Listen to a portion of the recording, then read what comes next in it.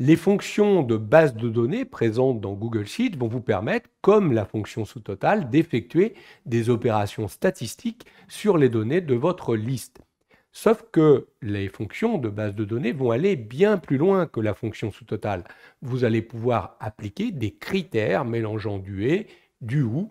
Il vous suffit pour cela de créer une zone de critères dans laquelle vous définirez ces critères. Autrement dit, ces fonctions de base de données, elles demandent à ce qu'on ait une base de données, mais également une zone de critères dans laquelle on entrera ces différents critères de sélection. En croisant les deux, on obtiendra des statistiques sur un champ. Voyons comment cela fonctionne. J'aimerais ici utiliser les fonctions de base de données pour calculer le nombre de salariés, la masse salariale, le salaire moyen, qui dépendra des données de ma base salariée, mais également des critères que j'indiquerai ici dans ma zone de critères. Alors, la première chose à faire, c'est de constituer cette zone de critères. La zone de critères, elle contient les champs sur lesquels vous voulez appliquer des critères. Et ces champs doivent être orthographiés de la même façon que dans la base de données, dans la liste de données. Donc moi, je vais mettre des critères sur le site, le salaire, le sexe. Donc pour être sûr d'avoir même orthographe, je vais copier-coller les données en question. Donc je vais coller. Je vais également mettre des critères sur l'âge. Donc je vais aller récupérer le champ âge. Notez que si vous savez que vous voulez appliquer des critères sous forme d'une fourchette, par exemple, pour des champs numériques, un salaire de 30 000 jusqu'à 70 000, vous avez intérêt, dans ces cas-là, de tout simplement doubler le champ salaire dans la zone de critères. On pourrait faire la même chose avec le champ âge pour trouver des personnes qui ont entre tel âge et tel âge.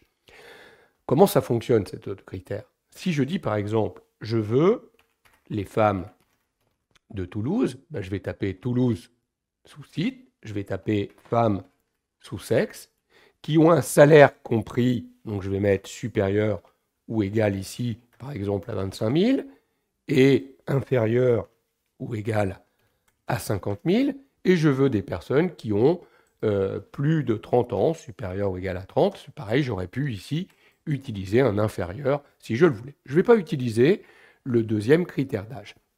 Tout ce que vous mettez ici en colonne est considéré comme un « et ». Je veux les femmes de Toulouse qui ont un salaire compris entre 25 et 50 000 et qui ont plus de 30 ans. Si vous voulez mettre un « ou », vous allez utiliser une seconde ligne. « Ou je veux toutes les femmes de Lille », donc je vais mettre Lille et femmes, quel que soit leur salaire, quel que soit leur âge, je n'entre rien dans salaire et dans âge. Voilà comment on constitue la zone de critères. Chaque colonne est un « et », chaque ligne qu'on ajoute est traduite par un « ou ». On lit d'abord la première ligne avec des « et », ou on lit la seconde, et ainsi de suite. Une fois que ça c'est fait, on va pouvoir utiliser nos fonctions de base de données qui vont récupérer les lignes de la base de données, mettre en relation avec la zone de critères et nous calculer les statistiques correspondantes. Moi, j'ai l'habitude, quand j'utilise ces fonctions-là, de nommer ma base de données. CTRL A, je vais dans Données, on connaît maintenant cette commande, plage nommée, et je vais l'appeler BD employé. C'est ma base de données des employés. Je reviens dans ma feuille ici, dans laquelle je vais effectuer mes statistiques, et je veux maintenant calculer le nombre de salariés. Je vais utiliser pour ça la fonction BD. Toutes les fonctions de base de données commencent par le préfixe BD. BDNB, BDmax, BD min, BD somme, BD moyenne. Moi ici, ce que je veux, c'est un BDNBval. Je vais aller récupérer le premier argument, c'est ma base de données. Ma base de données, moi je l'ai appelée BD employé, donc je vais pouvoir récupérer directement ici BD employé. Point virgule. Le deuxième critère, je vais revenir dans ma base de données et je vais devoir cliquer sur le champ sur lequel doit être faite la statistique. Donc là, Moi, c'est le champ employé, A9. Point virgule. Le dernier argument, c'est la zone de critères. Donc ma zone de critères, pour moi, c'est tout ça. Je peux ne pas prendre la dernière colonne d'âge puisque je n'ai entré aucun critère dedans. Donc je sélectionne la plage de cellules qui contient les champs ainsi que les critères. Je ferme ma parenthèse. Notez que pour pouvoir recopier cette formule de calcul, j'aurais pu demander à avoir de l'adressage absolu sur cette plage de critères. Mon F4. Je ferme la parenthèse et j'appuie sur Entrée. J'ai 105 salariés qui sont des femmes de Toulouse qui ont entre 25 et 50 000 euros de salaire et plus de 30 ans. Ou femmes de Lille. D'ailleurs, regardez, si je supprime tout ce qu'il y a dans ma zone de critères, vous voyez que tout de suite, on retrouve 285 personnes, le nombre total de personnes. J'annule. Imaginez que je retire femmes ici. Vous voyez que le nombre a grandi, puisque maintenant il me trouve aussi bien les hommes ou les femmes de Lille. Notez par contre que si je retire Lille, il y a a priori un problème, il m'a retrouvé tout le monde. 285. Mais en fait, parce que cette ligne-là, elle fait partie de ma zone de critères. Or, comme je l'ai laissée vide, Google Sheet comprend que je veux les femmes de Toulouse qui ont un salaire compris entre 25 et 50 000, qui ont plus de 30 ans, ou, comme il n'y a rien, toutes les autres. Donc, dans ma fonction de calcul ici, je pourrais corriger la formule de calcul en indiquant que ma zone de critères, elle s'arrête finalement à la ligne 4 et plus à la ligne 5, comme je l'avais indiqué ici.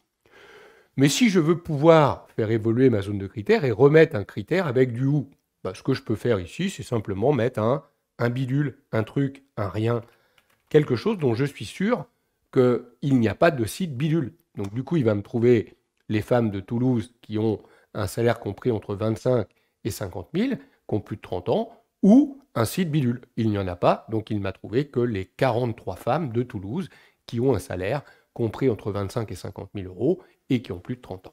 Vous avez compris le principe de cette zone de critères, comment elle est comprise par Google Sheets. Après, une fois qu'on a compris cela, c'est très facile d'obtenir la masse salariale. On va utiliser cette fois-ci BD somme.